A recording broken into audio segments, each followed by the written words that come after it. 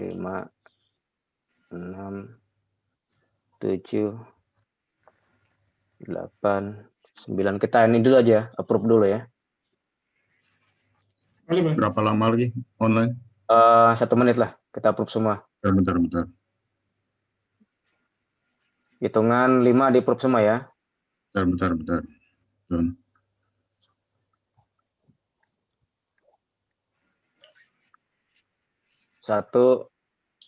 Bentar. Oh, Bentar. Oke.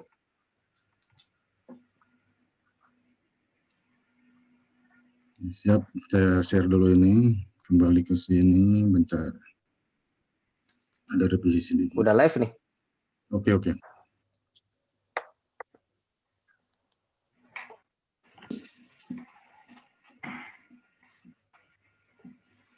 Can start now. Oke. 1, 2, 3, set, go, start. Kita terima dulu, approve dulu.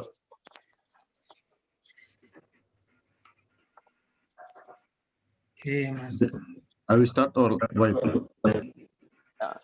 Just hold on. Still approving some of the participants.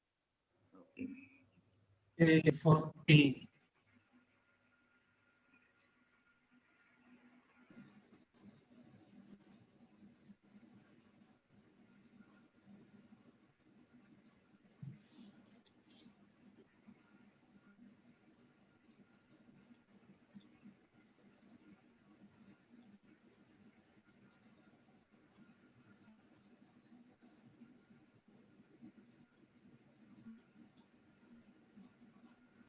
Pak Daben, please. You can lead. You start already. Okay. Ya. Bismillahirrahmanirrahim. Assalamualaikum warahmatullahi wabarakatuh. Good morning, everyone. Assalamualaikum warahmatullahi wabarakatuh. Yeah, good morning, everyone. Thank you all for finding time and visiting today's our third session webinar, which is hosted by Indonesian National Nurses Association, Chapter Middle East, which is from Saudi Arabia, Uni Emirat Arab, Kuwait, and Qatar. How are you today? Apa kabar semuanya? We always hope we are in good shape, good health, and good spirit, inshallah. Amin ya rabbal alamin. Tetap semuanya sehat ya. Today I am Daben Suhendi and Abdul Hamid. Will be your host today, and it's such an honor to welcome you in this webinar.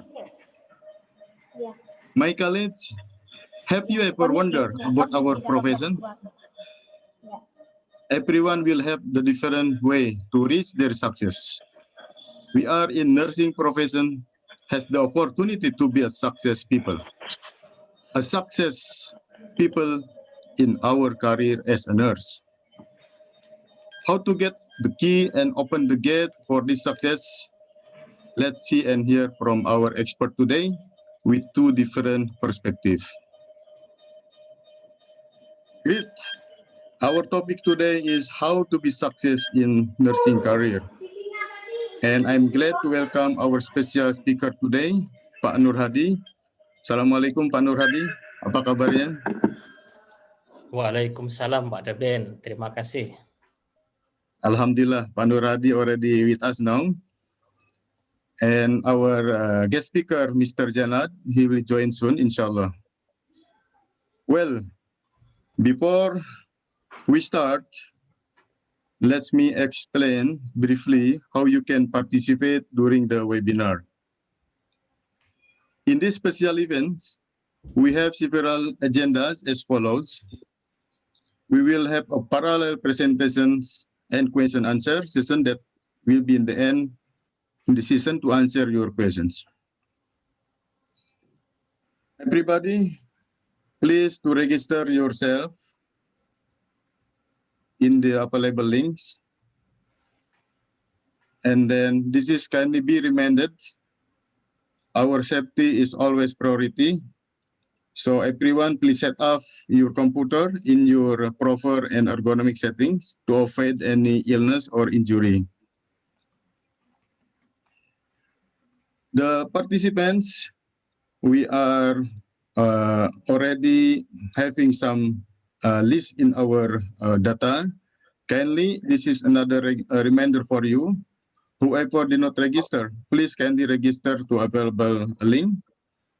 And then kindly please always mute your microphone to avoid any noise during the presentations.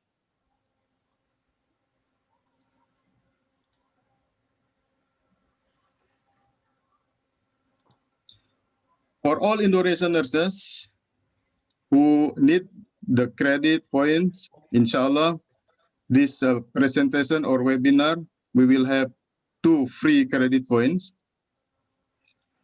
And if you have any question during the presentations, you will have the opportunity to submit the questions to the available chat room, and then we will select it and to collect, and then we will raise during the question answer in the end of the sessions.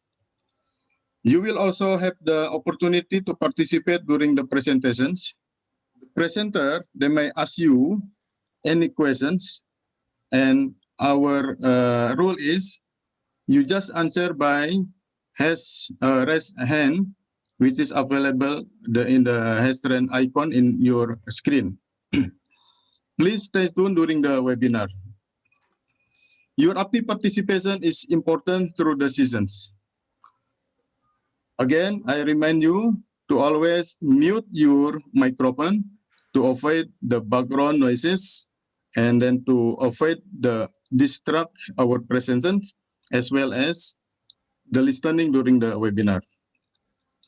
All right, now without further ado, we start this webinar by reciting Basmalah. Bismillahirrahmanirrahim. The next agenda is singing Mars PPNI.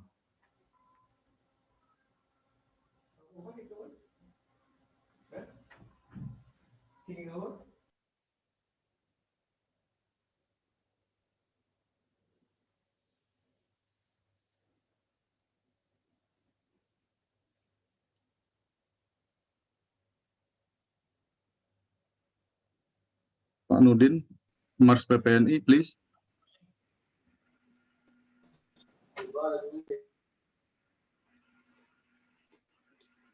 Nurunin ini.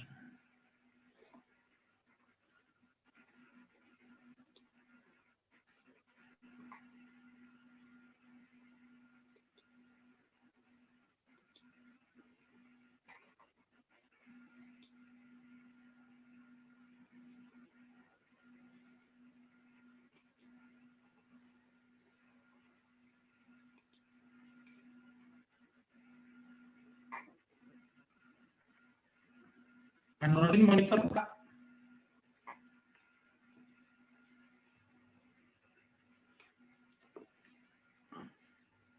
Perawat Indonesia, bangkitlah dan majulah untuk menolong sekalian yang menderita. Kuatkanlah pribadimu, tingkatkan pengetahuan untuk memberikan asuhan keperawatan. Kita melangkah untuk mengisi pembangunan bangsa negara Indonesia, untuk mengantarkan bangsa menuju sehat semua dengan semangat jiwa Pancasila. Maju perawat, majulah dalam kancah pembangunan, tunjukkanlah pada sekalian orang.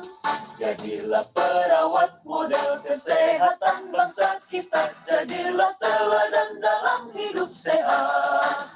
Bangkitlah perawat seluruh Indonesia dalam mengemban citra profesi, menjunjung tinggi kode etik keperawatan, laksanakan panggilan tugas mulia, mencapai derajat kesehatan seoptimal mungkin bagi warga negara Indonesia. Sebagai bukti kiprahnya mahkota putih suci dalam mendukung pembangunan kesehatan. Dengan organisasi PPNI yang kokoh, padu bersatu serta selaras, perawat Indonesia akan mampu angkat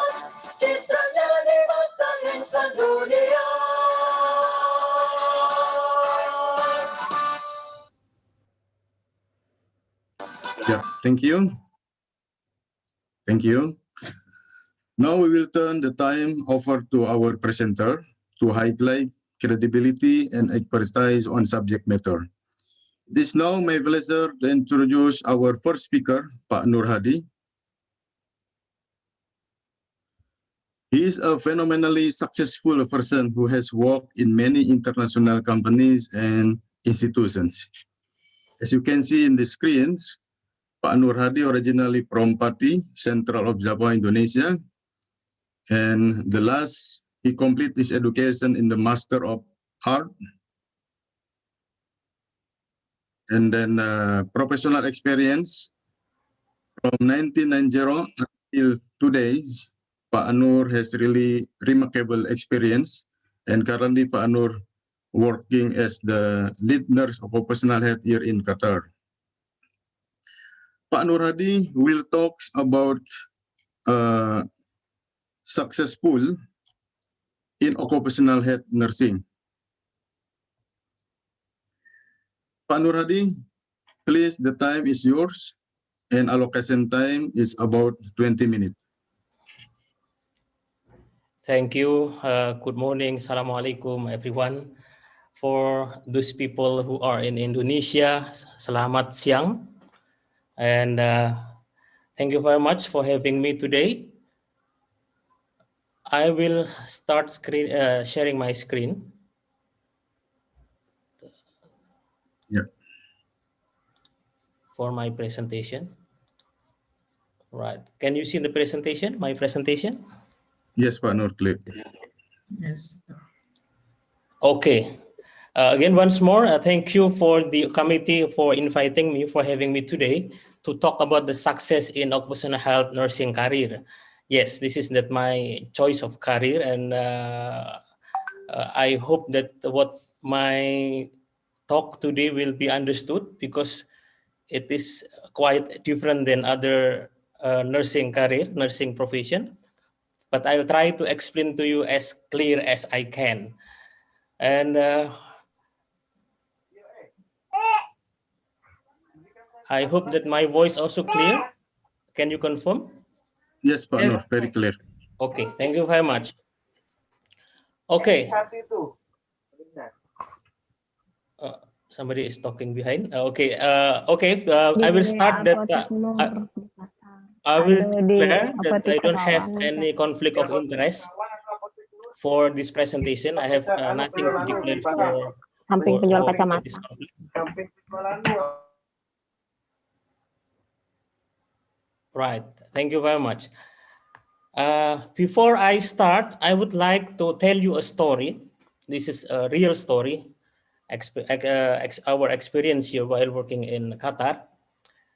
We are working in an oil and gas industry, and we have a case which our company has to pay a big amount of money to one of the employee because he claimed that he lost his hearing. He has hearing loss due to his work, due to the workplace. So he claimed to the company that I get deaf, I get a loss of hearing. Maksudnya dia menjadi tuli, ya, orang ini menjadi tuli because of noise from his workplace. So he claimed, and he got a huge number of money because of his claim was investigated and found that clearly he lost his hearing because of noise from his workplace. This is one of case which just happening a few years ago.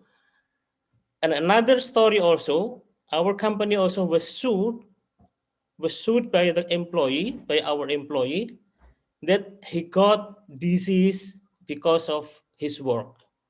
He claimed that he got sakit karena dari pekerjaannya. So he claimed because of his work, then he got the disease and he sued our company. The case was rolled to the court in Qatar, and good thing that we have proven that his claim was wrong. So the claim to our company was failed. These two scenarios how we can protect the employee, how we can protect the worker to get their due compensation because of the workplace hazard. And the other way, how we can protect the company, the suit of employee that he claimed he got the disease from the workplace. These two cases are the very, very good examples that the investigation process was led by occupational health. So in this case, the background that I hope that you will understand what is occupational health. Today, I will talk about the introduction of basic occupational health. I will also introduce about what is the occupational health nurse, how to go to be a professional of occupational health nurse, and what are the challenges being an occupational health nurse. Okay. Talking about occupational health nurse, you will hear many words which may be strange for you. Yes, because occupational health, especially occupational health nurse, is a different species in the family of nursing.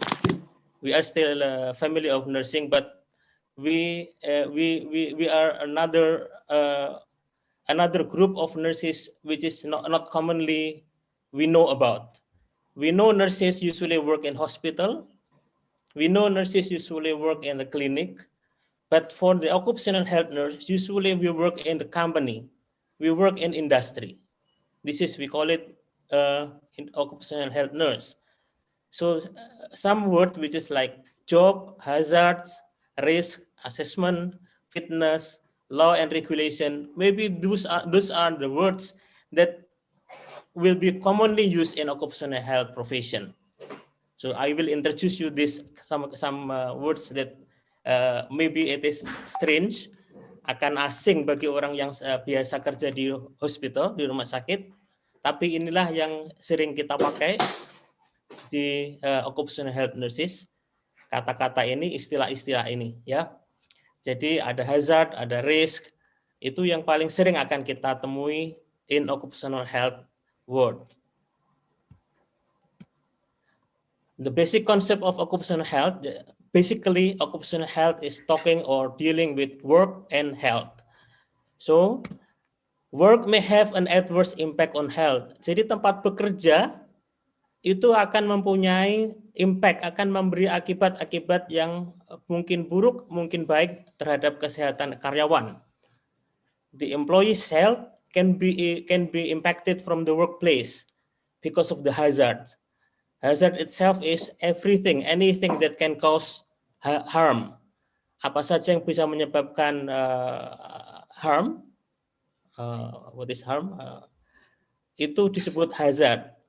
Jadi, for example, people working in oil and gas industry, they will have hazard of biochemical hazard, of chemical hazard like H2S, for example. Or people who are working in leather industry, penyamakan kulit, maybe they will have hazard, chemical hazard that can cause skin diseases. This is that example of work may have an adverse impact on health. The other way around, the status of health of the worker also will have impact on his work. Jadi kalau seorang karyawan itu sakit-sakitan, dia akan mempengaruhi performance-nya. These are the that can affect the employee's health. It can be the work or job activities itself. Sorry. So the job activities of nurses maybe will have impact of health of the nurses. Like for example, maybe you will have back pain. Those people who work in emergency room especially, because you will stand for a long time or you will stay in awkward position, that can cause your back pain. Or you may have also risk of having infection from the workplace because you are dealing with the sick person. And then materials, plant processes and product also can have impact on employee health. Like for example, as I mentioned earlier, those people who work in leather company, it will have impact on the skin, their skin health. Tools and equipment. Here also we are, for example, as a nurse, we have tools, syringe and needle, which will have impact. Maybe we can get the sharp prick or needle prick injection, needle prick. Organization and management. This is also having impact to employees' health. If the management is good enough, you will be motivated to work. But if the management is not employees oriented, then you will have psychological impact, maybe, for example. And workplaces, this is very well known. If you work in dusty area, then it will be impacting to your health. Your respiratory tract infection maybe will happen. For us, this is that biohazard as work, being a nurse is very high, can get to us. And why an industry need occupational health? Why occupational health is required? Legally, it is required because guided by the national national law. For example, in Qatar, we have labor law. Maybe in Indonesia also mungkin ada peraturan-peraturan yang akan memastikan atau semua industri harus mengemploy occupational health. Hanya saja mungkin untuk enforcement-nya akan beda, mungkin nggak begitu keras mungkin ya, kecuali industri yang besar. As an example, that the two cases which I presented to you is very clear that the occupational health is required due to legal aspect. The second aspect about business, yes, business is very important in a company because company is profit oriented. So in this case, like the same case which I presented to you, how much company was saved financially because we can prove that the claim of the employee was wrong. So employee was saved not to pay the sum of money to the employee because that his claim as getting sickness from the workplace. Moral, of course, if the employee knows that his health is being taken care of, his moral will be boosted, he will be happy to work, and he will produce more. And reputation. Reputation here, not only local reputation, but international reputation. For example, that in oil and gas, there is called OGP, Oil and Gas Production Institution, which will will portray how their reputation in dealing on health, safety, and environment. Those companies which the reputation is very poor don't dream that they will get another contract from other company, for example, or another customer. So this reputation is very important for big companies, especially that they need to be kept high in order to run the business well. Now I'm talking about the occupational health nurse. What is occupational health nurse? So basically, that occupational health nurse is a registered nurse, same like other nurses who work in hospital, who work in clinic, who work in other health setting. But he or she will independently observe and assess the worker's health. They will focus on the worker's health with respect to the job, task, and hazard. So this is the main focus of occupational health nurse. Jadi yang namanya kan occupational health nurse, atau kalau di Indonesia mungkin namanya hiperkes, more focus on workers' health and in the respect of pekerjaannya. Jadi dia akan lebih fokus dari status kesehatannya karyawan dengan memperhatikan pekerjaannya karyawan tersebut dan hazard-hazard apa yang ada di sekitarnya sehingga karyawan tersebut akan senantiasa terjaga kesehatannya. Yang berikutnya yaitu recognize and prevent health effects from hazardous exposure and threat workers injury and illness. This is very well known. Kalau kecelakaan kerja itu akan banyak diketemui di perusahaan-perusahaan ya. Dan ini adalah role-nya occupational health nurse to deal with. These two definition actually is not my definition. This is the definition of WHO. World Health Organization, and as well as the definition from OSHA. Or as the basic line, that the role of that occupational health nurse is safeguarding public health in workplace setting. Ini bedanya saja. Jadi kalau occupational health nurse more focus on the health of employee in workplace. The health of karyawan, kesehatan karyawan di tempat kerja. Ini bedanya dengan nurse-nurse di tempat kerja yang lain. Dan sekarang saya akan bicara role of occupational health nurse. It is the same that occupational health nurse is a clinician, because in case any injury or any illness, occupational health nurse also will provide the care, provide the intervention to deal with the injury and the illness. That is why that occupational health nurse must a registered nurse. Secondly, the role is worker and workplace hazard detection. So occupational health nurse will look at the fitness of the employee. By what? By doing fitness to work assessment. Kalau di perusahaan kami, every employee yang baru, setiap karyawan yang baru masuk harus dites medicalnya, apakah dia fit atau tidak untuk pekerjaan dia.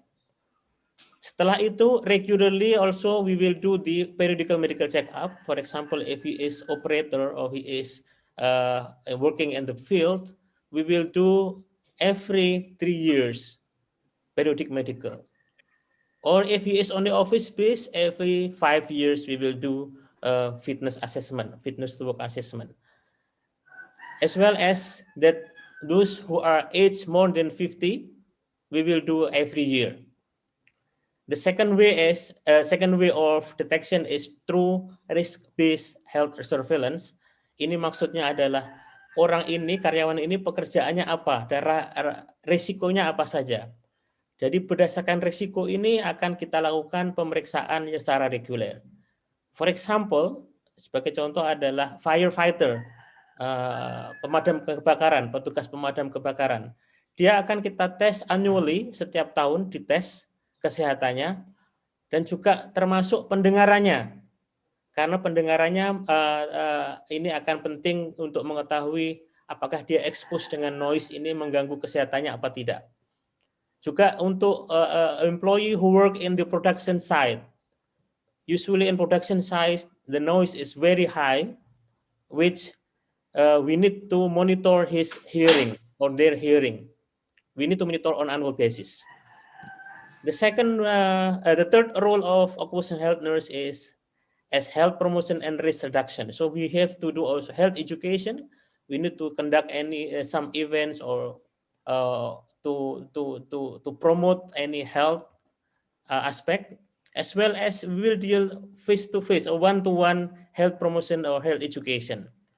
We also conduct the vaccination campaign also for the employee is dealt by occupational health. Like for example that for healthcare worker, untuk perawat, untuk tenaga kesehatan, we will campaign to do flu vaccine, we will campaign to do hepatitis vaccine, and now we are doing the campaign for COVID-19 vaccination. Another role is as case management.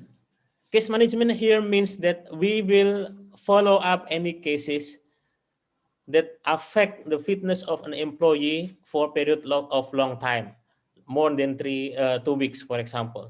Jadi contohnya adalah misalnya ada injury atau illness yang orang ini akan sakit selama 2 minggu atau lebih, atau juga mungkin orang ini habis hospitalized, dirawat di rumah sakit.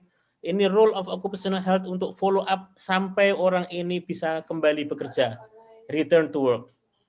This is called case management. Legal and regulatory compliance. This is also the role of occupational health nurse, that we will follow the legal or the law that apply in that company or that apply in that country. It is followed well by our company. Counseling and advisory support. We will do counseling, we will do advisory support to other department or to the employee directly. For example, that one employee get injured and he will be away from the work for a long time, then we have to give advice for the department. This department, for example, your employee is having injury which will not return to work for the next 3 weeks or for the next 3 months, for example. We need to advise them that you may hire another employee, another worker to replace him. Otherwise, then you have to run with overtime, for example. This is the role of occupational health nurse. We have also to advise HR, for example, to HR and HSE department, if any one of the employee is unfit to work or he need some adjustment to work. This is our role. Skills of occupational health nurse. Now I'm still talking about the theoretical of occupational health nurse. You need to know about this because in order to get the picture what is the occupational health nurse, we need to go through these these principles. So the skills that required as occupational health nurse, first is that you are a general clinical nurse. This is very important because you are also as a clinician.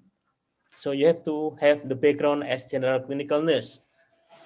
And then the second one is you have to have occupational health related clinical nurse. Like for example, you have to know how to do hearing tests. You have to know how to do respiratory tests or respiratory tests. You have to know how to do VO2 max, how the lung capacity test. These are some occupational health related clinical nurse. You have to know also about industrial hygiene principles, like for example, hazard control hierarchy. If anyone is exposed to hazard, if any employee is exposed to hazard, then you have to know how to remove the hazard, how to change the hazard, how to protect the employee from this hazard, what are required. Occupational health nurse also need to learn about toxicology and epidemiology, maybe even though not so deep on these two subjects, but at least you have to know at glance. You have to know the basic of toxicology and epidemiology. Communication skills is very, very important here for occupational health nurse. For this reason also that all of our occupational health nurse, we used to train them even how to write emails. We train them how to communicate with the client. Because our role is more on communication. We have to give advice not only to client but also to other department. Our nurse will be very, very, confident to write email to even to manager because we already trained them. This is the role of occupational health nurse.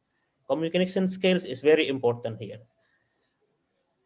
The last but not the least, it is the computer literacy. This is very important because most of occupational health nurse is deal with data. And this data need to be stored in the computers, and how to run the data, you have to be computer literate. At least for some basic Microsoft Office, you have to know, like Microsoft Excel, Microsoft Word, you have to know. As you have to know also Microsoft presentation, Microsoft PowerPoint, because you have to communicate, you have to do the health education. Those are the basic skills of occupational health nurses. Now I want to talk about how to get certified being occupational health nurse. I mean here certified is that international recognized certification. Maybe certification can be also applied in your local in one country to have the certification. But I want to talk to you how to get, this is about the international certification. Basically, you have to be a registered nurse first, as I mentioned earlier. And to be certified, you have to have at least 2 ways to go there, to go as a certified occupational health nurse or certified occupational health nurse specialist. First, you have to have at least 3,000 hours of job training. Jadi ini pengalaman kerja setidaknya adalah 3.000 jam selama 5 tahun terakhir. Ini persyaratan awal, persyaratan yang kedua, bukan yang awal ya, karena yang awal adalah being registered nurse. Yang kedua, kalaupun tak ada experience ini, job experience ini, bisa juga mengambil graduate or bachelor degree in occupational health and safety related. Many of our nurses here in Qatar, they took master degree in occupational health and safety here in Indonesia. This is the one way how to jump or to get the international certification. Once you got these two, once one or these two requirements, you can apply for certification by enrolling to the online exam. This online exam is computer-based exam, and I think the cost of exam is around $500, if I'm not mistaken. Once you pass this exam, then you will have the certificate of certified occupational health nurse, internationally recognized. And now I want to talk about the challenges, and more. The challenges here is in Qatar. I'm talking about in Qatar, or maybe also in Middle East. The challenges that occupational health education or institution is very less here in Middle East, or even I can say there is no university in Middle East that offer occupational health as a specialization. So we have to go outside of Middle East. We need to go to Western, or we need to go to maybe home country, to Indonesia. Then professional licensure, this is also another challenges for us here in Qatar, because in Qatar still we don't have the license as occupational health nurse.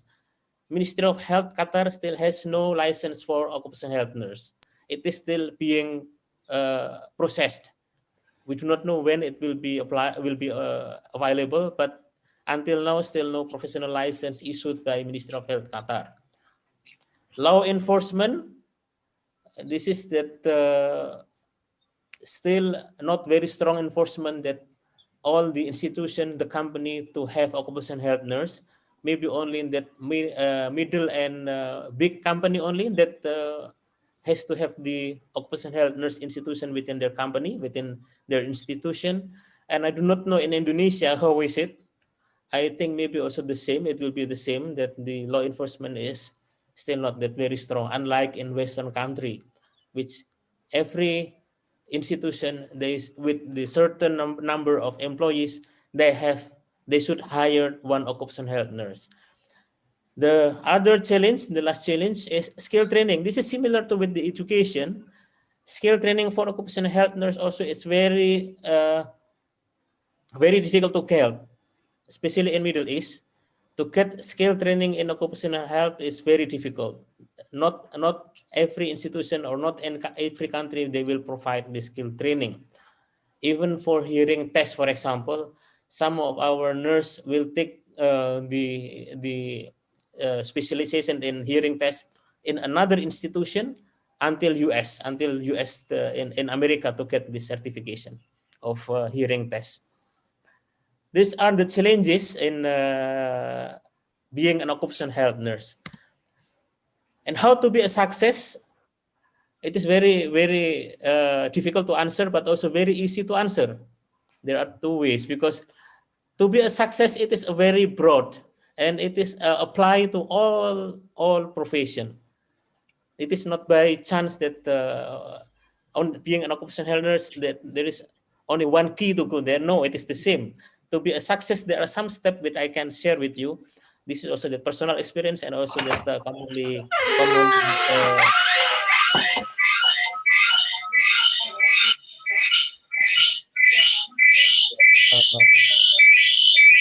sorry for this.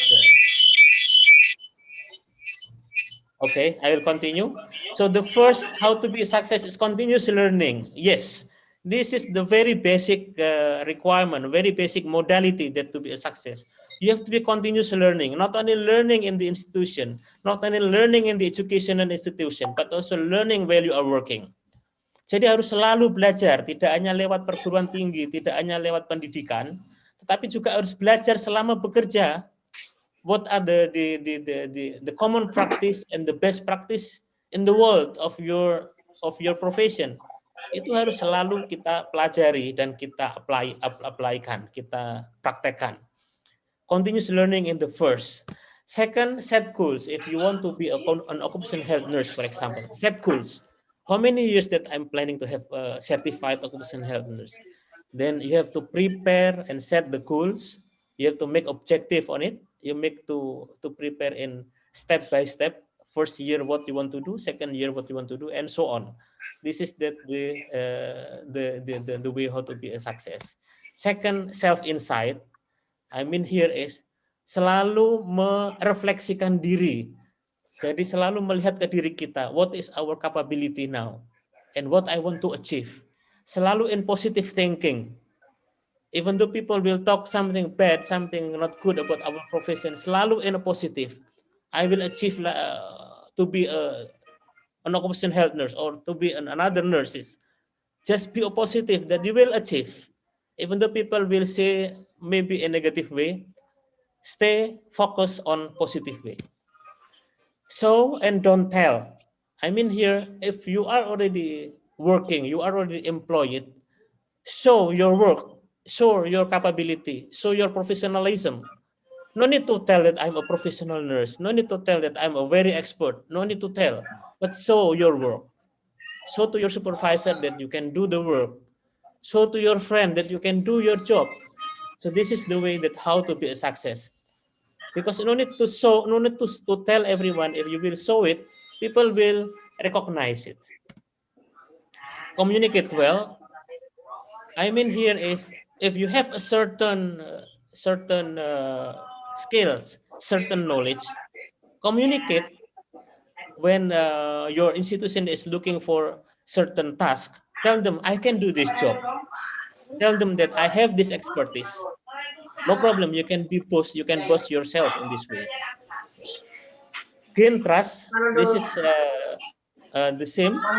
So, to communicate, why you need to communicate here in order you can gain trust, and why you need to show your job in order you can gain trust.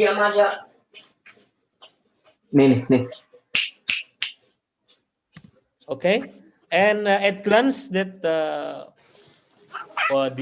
occupational health in Qatar, we have numbers of Indonesian nurses who work in Qatar Petroleum as occupational health nurse. I can recall that maybe 1 to 3, three nurses, three Indonesian nurses working in Qatar Petroleum, and as well as some of Q companies. Q companies here is Qatar company, which is under mother company of Qatar Petroleum. So Qatar Petroleum here has subsidiary company like Qatar Gas, like Qatar Steel, Qatar Aluminium, which Qatar Fertilizer, for example. These are the companies which actually belongs to Qatar Petroleum, but it is independent company, and we have numbers of Indonesian workers here as occupational health nurse. In Qatar, also occupational health nurse are deployed or employed in hospital base. Like for example, our main hospital here, Hamad Hospital, they have occupational health section. And there is also one big private company, we call it Sidra Hospital. They have also occupational health section, which looking after the employees within that hospital. Okay, so these are about the occupational health nurse, and I finished my talk. These are some references about occupational health nurse. You can refer in it, and if you have any further questions, we can discuss later. Now I return back my time to Pak Daben. Thank you, Pak Daben. Nur Hadi, thank you very much for your really excellent presentation and excellent sharing regarding your experience. Yeah, it may useful for all of us to open our mind in occupational health nursing career. It's really very interesting. Well, participants, if you have any questions, again, please be reminded you can drop questions into the chat room, please. Maybe Pak Daben, I can add one more, just to add a flavor in this in this meeting. That Pak Daben is one of the senior nurse in our occupational health nurse. Okay. Thank you very much, Pak Nur. Okay, next. It's now my pleasure to introduce our guest speaker, Mr. Jenard Canaria. Mr. Jenard, are you there? Yes, I am. A pleasant good morning, Mr. Daben. I'm Mr. here. Jenard, yeah. Thank you, Mr. Jenard. Very good morning. Maganda umaga. Pleasant good morning to all. A pleasant good afternoon to all the viewers. in Indonesia and other parts of Asia. Likewise, maybe a pleasant good evening to to all the viewers in other parts of the world. Yeah. Okay, here is our Mr. Jenard brief biography. Mr. Jenard, he is completed his master degrees, Master of Art in Nursing degrees in the Philippines. And his professional qualifications, this is really high standard for him. Registered clinical nurse specialist in emergency. It's really difficult to get this professional qualification.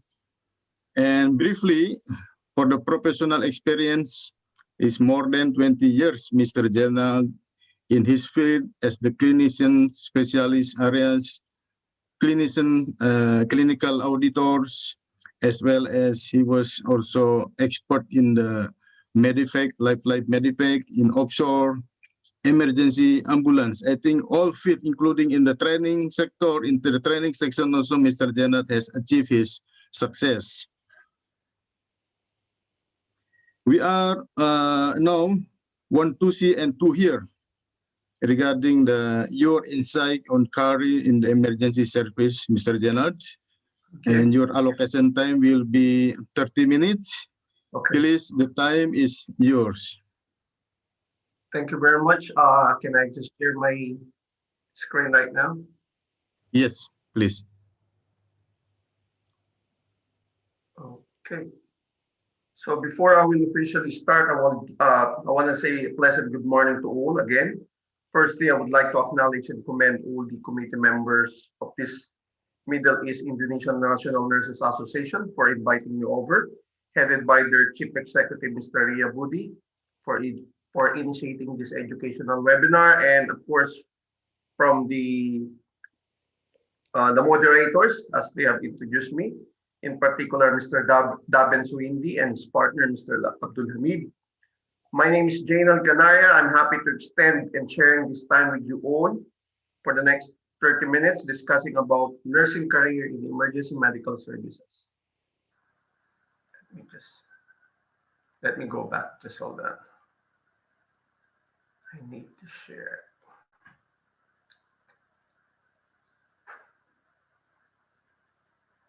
Okay, before I will start, can I make sure that everybody can hear my slide, hear my voice well, and everybody can see my slides, Mr. Moderator?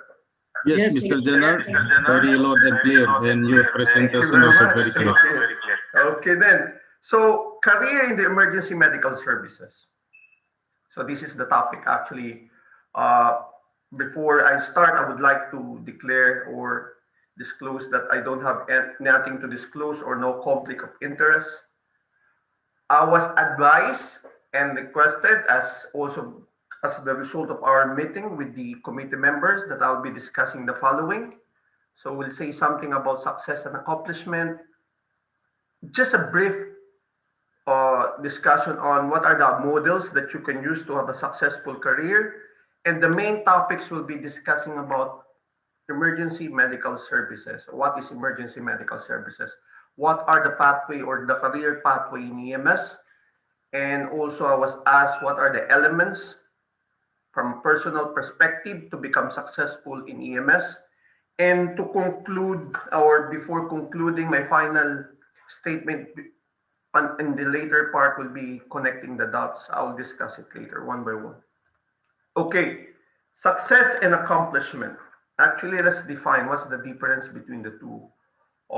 Success is the status of having achieved or accomplished an aim or objectives. That's success. While accomplishment, it is the process to become successful with every accomplished goal you take as a step towards prosperity and life full of success. They often associated with each other, but they are not. However, the ultimate definition of success, I cannot put a definition, copy and paste or black and white definition of success, because you are the only one who can say or who can answer this question. Every person is thinking differently about prosperous in life and defining success in another way. So, okay, as having said, I would just like to briefly discuss, since we are discussing about success in your career, respective of your career, academically, there are some management models that you can use in order to guide yourself or in order for you to become successful in your respective career. It does not matter whether you're just starting or you are already in the middle, you're already a manager, you are just on your first year as a clinician. But these models, like the OKR, Objective plus Key Result, Kirk-Lewin-Chains model, the 5 discipline model, the Maslow hierarchy of needs, the Deming cycle model, wherein it's famous for plan, do, check, and act, and lastly, the SMART model. So these are just sample of the models that you can use in order for you to be guided on how to become successful in your chosen field of specialty. Okay? So now we will go in the main topic, what is emergency medical service? EMS, I'm sure we as nurses, I haven't heard about EMS. The only time I heard about EMS is when I joined it. The first time I joined the EMS service, but I didn't know what EMS really is. So thank you for giving me the opportunity, because I had this question long way back. We have other nurses right now who are into emergency medical services profession, right? Majority of the nurses, especially in Qatar, are now being used or being hired or utilized to become the emergency medical services staff. Okay, what is EMS? Emergency medical services, more commonly known as EMS, is a system that provides emergency medical care. It can be either on the land, on the sea, right? As long as emergency care, it belongs to EMS. So EMS is once activated by an incident that caused serious injury or illness. The focus of EMS is emergency medical care to patients. So you might be wondering, you might have the idea right now, this is mainly more an emergency. Yes, if you will look at it from the definition itself, it's emergency. It involves ambulance, it involves rescue, it involves helicopter.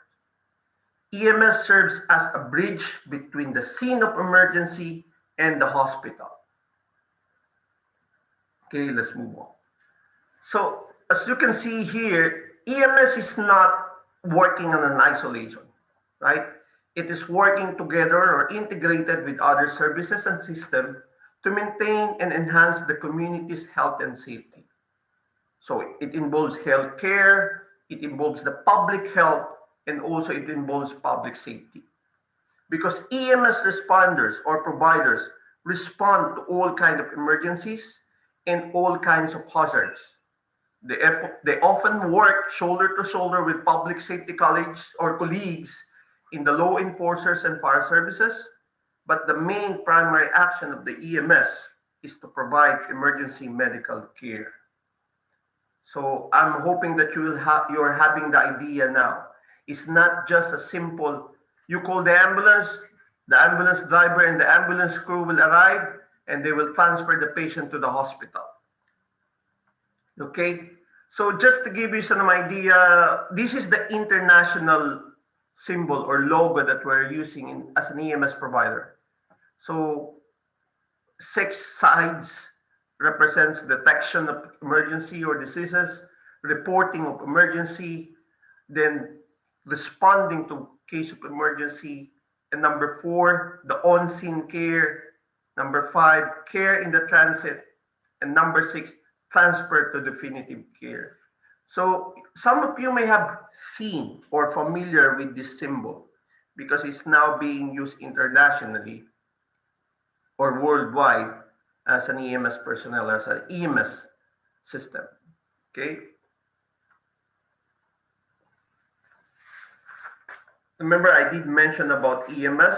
It is not just you call an ambulance, you dial your emergency number, then afterward an ambulance driver will come and then one attendant crew will come, then they will transport the patient to the hospital. It's not as simple as that. As you can see, emergency medical services is a system. It is also a system. Let me just give you some information here. See, the diagram illustrates the complexity of the emergency medical services system. The large circle itself, as you can see here, circling, represents each element that is activated in response to an incident. The arrows, you can see, start from incident recognition, the access, the dispatch. These are the type of responders. The arrows represent the specialty care within emergency medical services. So even in the EMS profession, we do have certain level of specialty, right? Same in our nursing profession. Not all can provide or to advanced early. Not all EMS staff can give medication or administer medication. So we will try to discuss this one at the later stage. And now the list. As you can see, there are some elements inside the list. These elements acting behind the scene, like the public access, the communication system, the clinical care, the human resources, etc. They are elements acting behind the scene to support the system in order to be ready for every kind of emergency. So EMS system is comprehensive. It's very complex. Developing and maintaining such system requires thoughtful planning, preparation, and dedication from all EMS leaders, the company or the institution, and of course, the support from the government. So if I may say, for example, in a hospital, in a simple hospital, it all depends upon the administration. But in EMS, especially if you are the state EMS, I have worked in different state EMS system. It involves the participation, the support, not only the government, but all other agencies within that state. Okay. Now just look at this one, so that to remove the idea that we're just transferring patient to the hospital. So this is a simple definition, simple description excerpted from when I'm doing my instructor update as an international trauma life support instructor. So you can see here, right? If a patient or the patient is injured or sick, the outcome depends on two things, right? If a person in the outside got an incident or got an accident, so his or her outcomes depends upon the type of acute care that he or she will receive. Okay, and there are two types of care.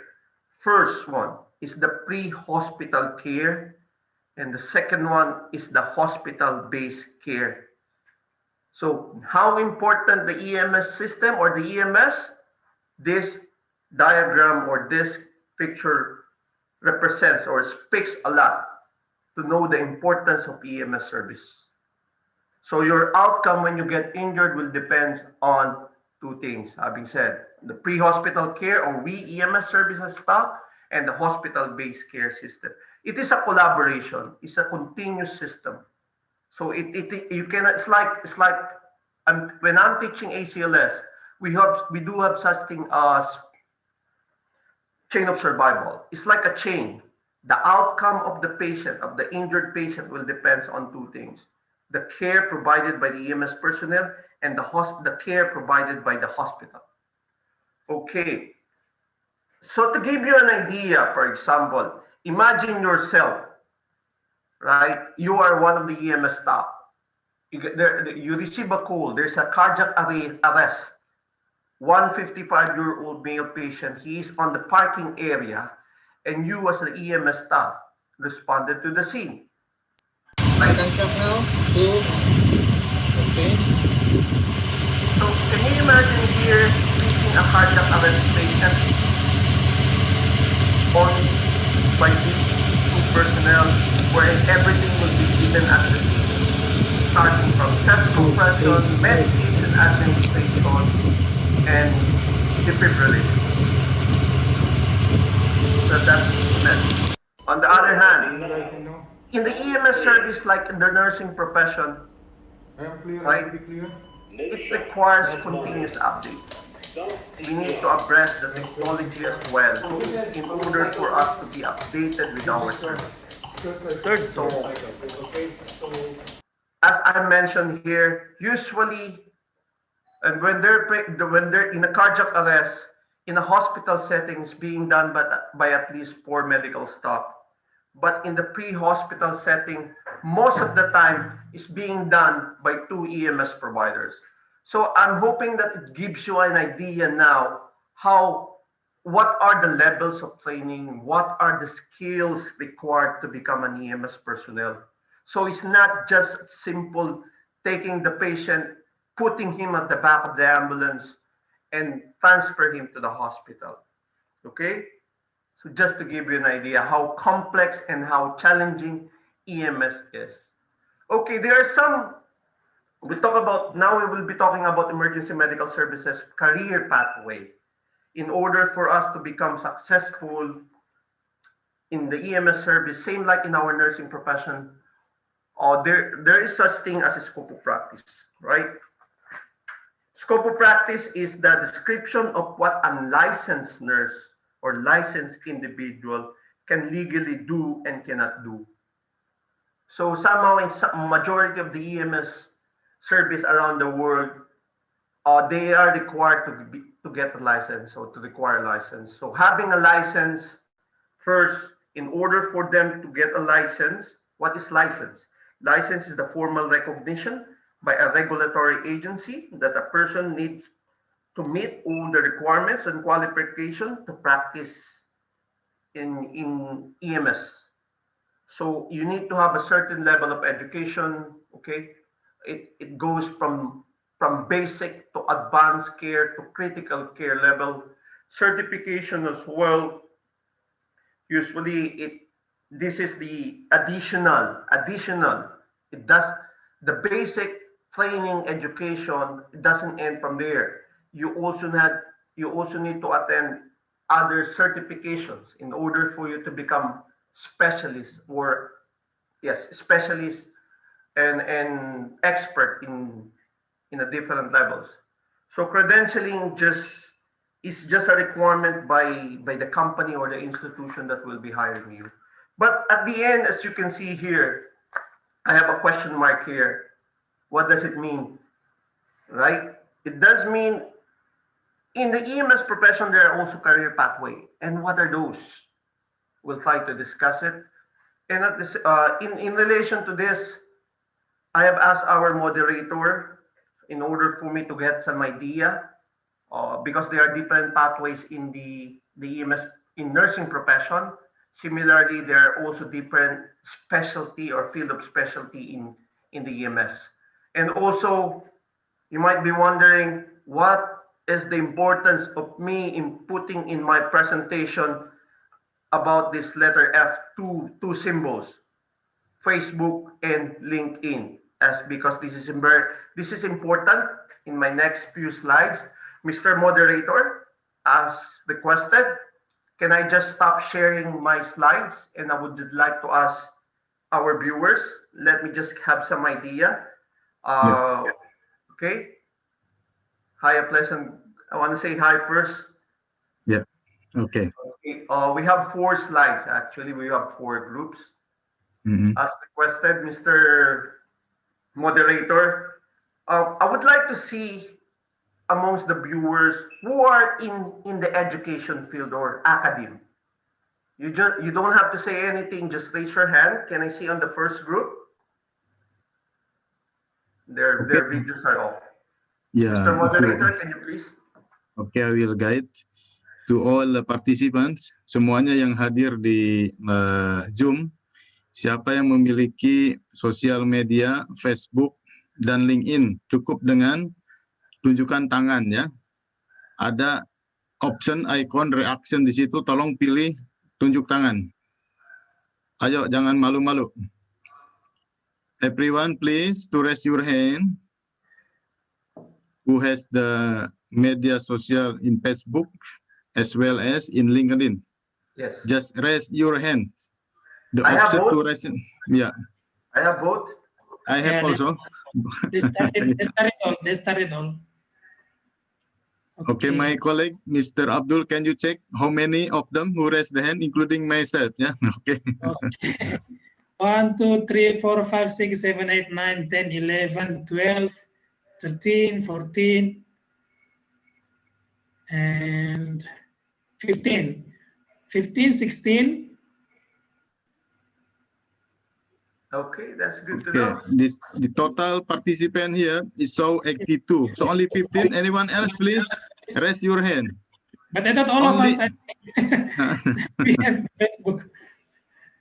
Yang memiliki media sosial Facebook dan LinkedIn cukup dengan menunjukkan tanda tangan. Ada tambahan lagi, Pak Abdul? 16, still 16. 16, ya, oke. Okay, we can leave that.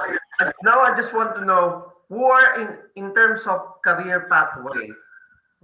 They're working right now. I want to see who are the people or who are the nurses who are in the education or academic side or academic practice. Oke. Sekarang pertanyaan dari presenter. Siapa yang sekarang bekerja di bagian pendidikan? Tolong angkat tangan di bagian pendidikan.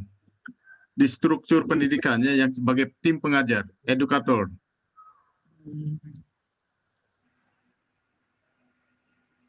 Bisa dilihat Pak Abdul? Okay, just watching now. How many of them as the educator? Still no.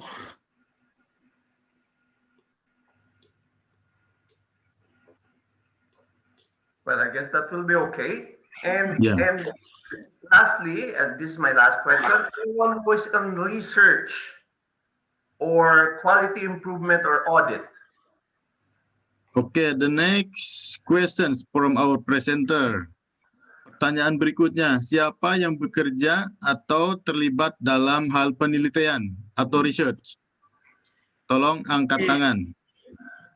Research ini kan bisa research di internal institutions, small group atau big group. Tolong angkat tangan.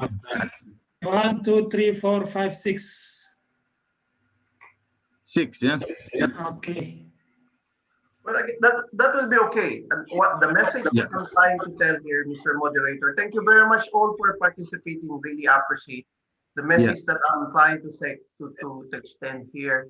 Even in most of the professions, they have different pathways. Similarly in the EMS. So can I reshare my screen, Mr. Moderator? Sure, yeah, please. So let's go back. Okay. So I'm going back here now. So because the reason why I've told you that one, having said, even in the EMS profession, you can also practice those skills and qualifications, right? You can, since majority did not raise their hand, most likely most of them are practicing or a clinician. And some also raise their hand on research and audit.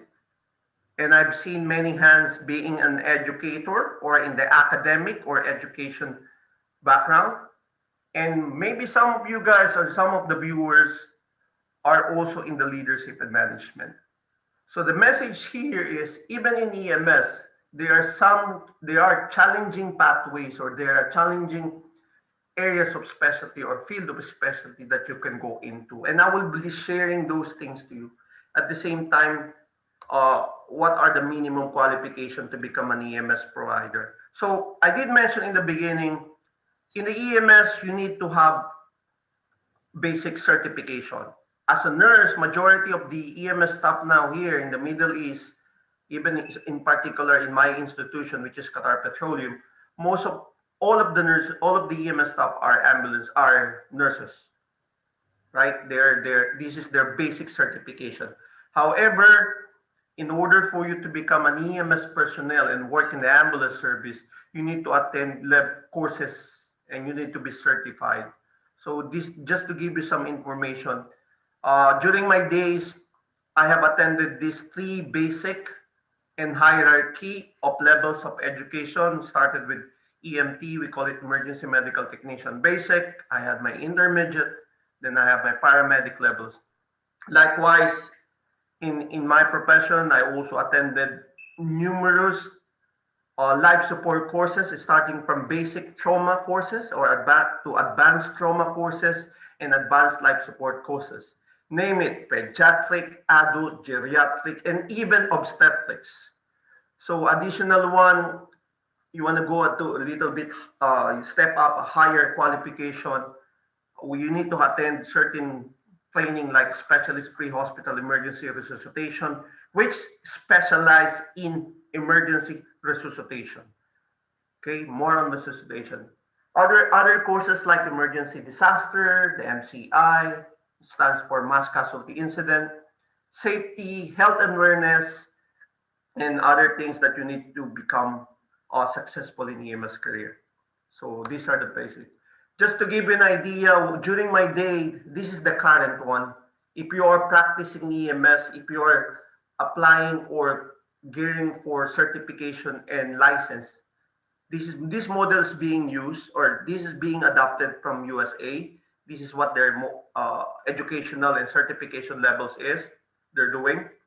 So for example, way back in my time, I'm not mentioning the age, but they have minimum of 4 levels: the MFR, the EMTB, the EMTI, which stands for Emergency Medical Technician, Basic, Intermediate, and the Paramedic. But in the new EMS levels, or the nomenclature of the EMS profession in the United States, they have a different names right now that they're using.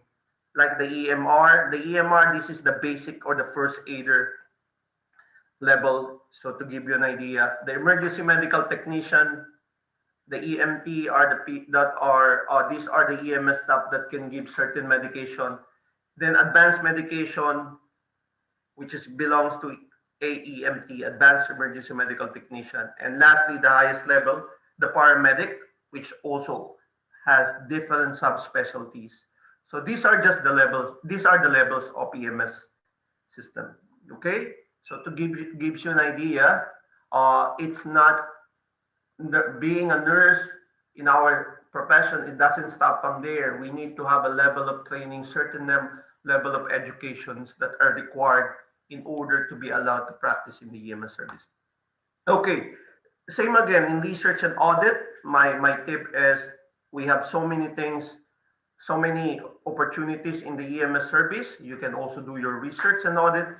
Right, there are so many opportunities that I have done. I'm also sharing to you my experience in terms of evidence, especially in evidence-based practice. Why do we do research right now?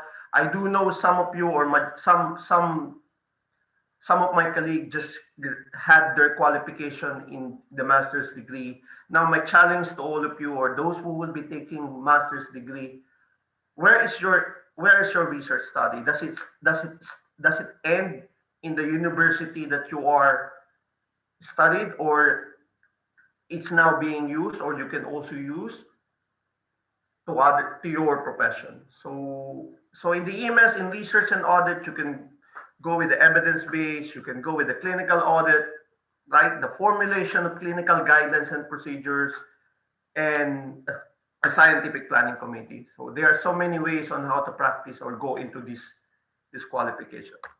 Last one, next one is the academic and education. We also have education team in the EMS, right? And being an educator, right, you need to explore. You need to be, that's why I have 2 questions here. What is the importance of continuous professional development? Like what we're doing right now. Is it considered as a continuous professional development? And what is the significance of evidence-based practice? So we do, in the EMS profession, we do have criteria and elements to maintain and at the same time required to do in order for us to become successful in the EMS profession. So leadership and management, another pathway that you can go, or another field of specialty in the EMS profession that you can go to. Since we are more in emergency, I told you that the leadership and management in the EMS doesn't stop from you just being in charge of the ambulance service or you being in charge of 20, 30 staff. It doesn't end from there. It involves so many aspects wherein you can practice your leadership and management. For example, in emergency response management, in a big disaster, you can also be involved in emergency planning and coordination, and also disaster and pandemic management. See, even in the pandemic scenario, pandemic era, the EMS staff also participated in this pandemic season. So you can also be involved in there. So last one, see, I just want to present this. There are 7 pillars of national EMS officers. In order for you to become successful, in order for you to meet the qualification of being a leader or manager in the EMS service, there are seven criteria, 7 pillars. This is excerpted from the National Health Transport Service back in the United States or in the government. So there are also pillars here in order to become an effective leader in the EMS profession. So here they advocates the transformational form of leadership. Same as well, personally, this is where I'm going into, because transformational leadership is for you to be having a good communication, interpersonal awareness, you motivate others, you inspire other people. If you need to coach, you coach them. Lead them the way, show them how this is being done. So as having said, transformational leadership is a type of leadership that possibly affect staff retention and satisfaction. Some studies proven that one, and thus improve leadership skills. Okay, last few slides. What are, from personal perspective, what are the elements for successful EMS career? As you can see here, I have written down here, summarize it. 1, set goals higher, get out of your comfort zone, set a routine, networking, find a mentor or a coach, and never stop learning. I'll tell you, I will try to discuss. Get out of your comfort zone. Nobody will become successful if you're just sitting down there and doing nothing. You will not become successful if everything is easy for you. If things are becoming easy for you, find another challenge. Get out from that circle. Get out from that comfort zone, or otherwise you will not become successful. If you're just waiting, okay, I'll just do my job, I'll finish the end of the day, I'll just do my job and that's it. So this is one of my tips. Get out of your comfort zone. If what you're doing is easy, you are in your comfort zone. But if you find the delegated roles or assignments or tasks you're doing, which is hard, then you're okay. At the end, you will reap what you're sowing. Okay? Set goals higher. Aim high. There is a saying, you aim for the moon. You aim for the stars. If you miss, you will land in the moon. However, you're still with the stars and way above the earth. Right? I know. Aim big. Aim high. Go for higher goals, not simple goals. When we are talking about success in your respective career, find a mentor or a coach. Find someone who will tell you, Jay, you're not doing a great job. Jay, what you're doing is bad. On the opposite side, I mean, on the negative side, but on the positive side, this is the people that will guide you. And okay, Jay, in a positive way, yeah, you're doing great. Maybe you need to do this, eliminate this. Find someone that will tell you, you're not doing a great job. Find someone that will tell you, okay, you're doing bad. But at the end, the opposite of that, he will tell you, yes, he or she will also guide you on the correct pathway. I just want to acknowledge this is Dr. John Robson. I used to be our lead medical officer in the EMS. And on the two on my right side, that's Greg Rayner, the big guy. He's an Australian. This is a New Zealander. This is Australian. He unleashed me. This guy gave me all the opportunity to practice what I have learned in my education, in my EMS career. And the other guy, he's a Filipino, is Dr. Borromeo. He is my academic advisor and professor. So he taught me everything academically. He guided me. He showed me and mentored me in all of the extra activities outside what I'm doing outside the company and the education. Okay. Lastly, networking. Flock together with the same feathers.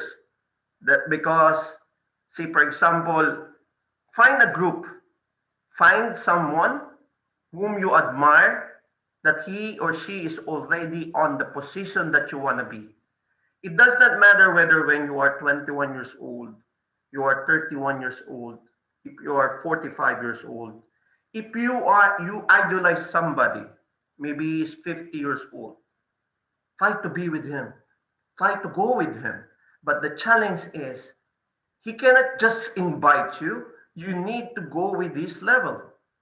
Or find a group that will help you each other, that will help you, that will guide you. So see, these are the combination of people whom I am engaged with, even in the sports, because the people will challenge you on the other side, at the same time will commend and guide you on the other hand.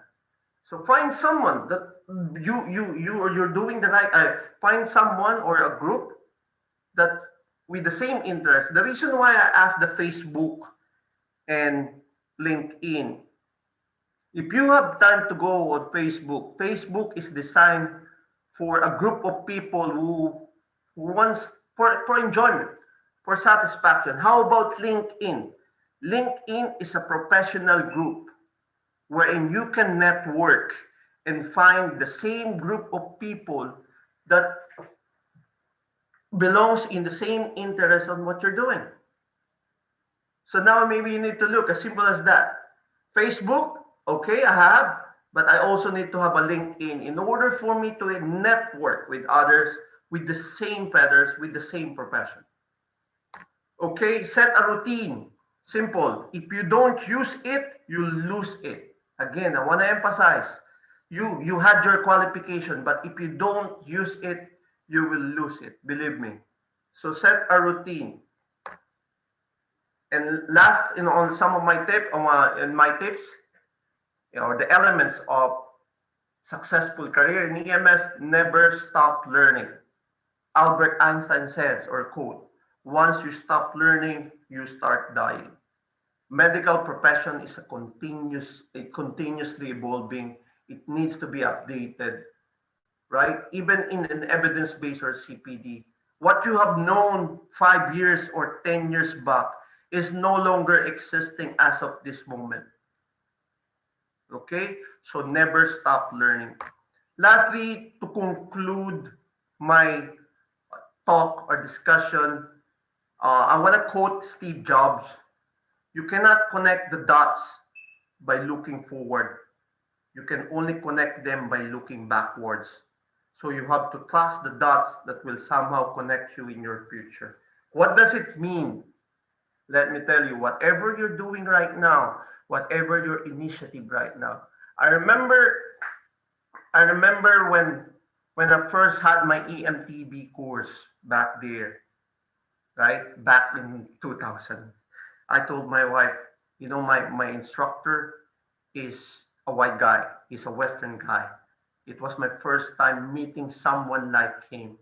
But at the end, that transpired me to become an educator and instructor himself. Now it's opposite. I am privileged. I'm work hard for it, and now it's opposite. I am having the opportunity to teach as well other nationalities, and I am the instructor. So whatever you do, you need to connect it. For one more example, uh, I didn't know that back in college, I'm not the academic guy. I'm just a simple, uh, everyday everyday happy, go lucky, easy go lucky guy or go lucky student. I joined a cinema. I call it stage chatter. All my intention during that time was to, okay, I want to become famous. I want to see other people. I want to talk. I want everybody to know me. I didn't know that with that exposure, 20, 30 years back, I can use it in standing in front of the people, talking in the large big crowd, talking in a conference. So connect the dots. Whatever you're doing that now, you will never know what will be the benefits or what will it lead you in the future. So thank you for listening. These two are my Facebook account and my LinkedIn account. Thank you very much for the opportunity. Once again, thank you, Mr. Moderator. I'm done. Wow, very amazing. Thank you very much to Mr. Jenals for your valuable as well as very, very informative relative to your presentation today. May it useful for all of us to open our mind in emergency medical service career. We are so lucky today having two speakers who are really, they are expert and experienced in their careers. Now, we will go ahead and take some time for question answers. I'll stop my share, Mr. Moderator. Sorry. Yeah. I'll stop my sharing my slides. Okay. Sure. So in this part, my colleague, Mr. Abdul Hamid, will take the lead. Mr. Abdul Hamid, please, your time. Okay, thank you, Mr. Darwin. Did you hear my voice? Did you hear my voice? Yes. Yes. Okay. For our participants, if you have question or answer, if you have question for our speaker today, it's a big opportunity for all of us. And then it's my thing also big lesson for take part for this today.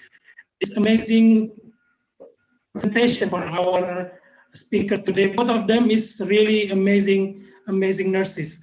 So if you have a question, just write in the chat room, or you can raise your hand and then you can direct ask the speaker today. And don't worry, you can ask by Indonesian language or in English language. Our moderator or me, I will try to translate to our speaker today. So don't worry, just ask and we will ask to our moderator. So the first question is from Rina Ahmad, Miss Rina Ahmad. Hi, I'm Rina, 25 years old, just station nurse, work in Taif, Saudi Arabia. I'm very interested in emergency medical. So this question is going to Mr. Jainal. It's about emergency medical. I found it as my passion since beginning. I was working in hospital and clinic surgery. So she's working now in hospital and clinic surgery. But since I got abroad, I work in private clinic. And they put me as a dental nurse. So what should I do after this? How do I find a group or mentor or coach because I'm in abroad? It's hard to find information for me. Thank you. So, Mr. General, Ms. Rina is, before she go to abroad, she work in hospital in surgery, but after she go to abroad, she work in dental clinic surgery, in dental clinic, private dental clinic. So he asked how she can find the mentor or the coach to grow up her career in abroad, like going to MS or occupational health. So, please, Mr. General. Yes, thank you. Thank you, Mr. Wing. Lina, I got your message. I'm actually reading your message in the chat box.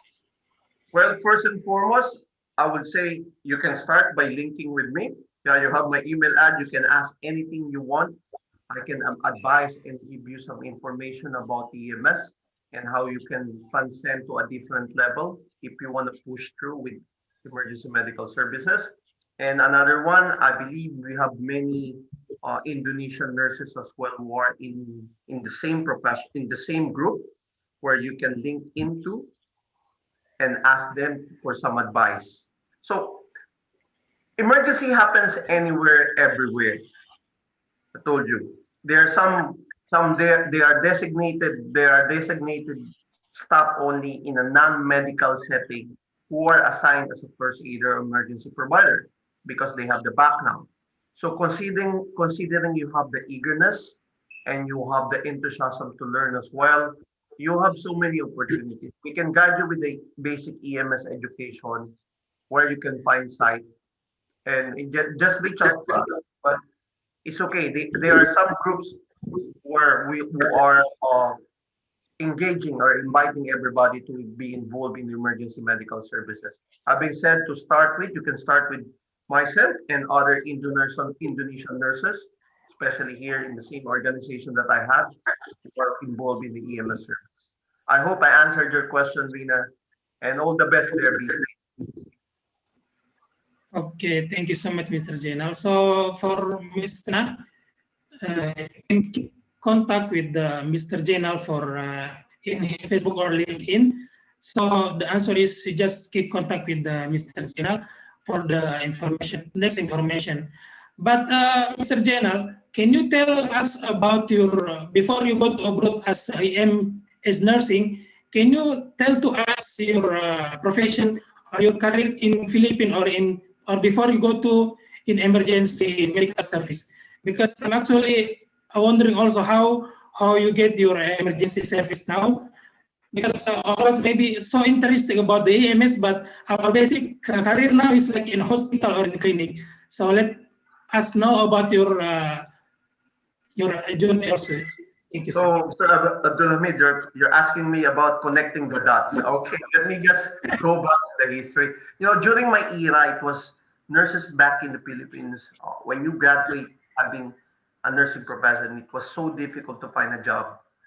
Wherein it was a challenging years, 1 or 2 years for me. I went to being a pharmaceutical agent or the pharmaceutical company. I went to uh, private school, private nurse, and I also volunteered in a big hospital. Volunteered, right?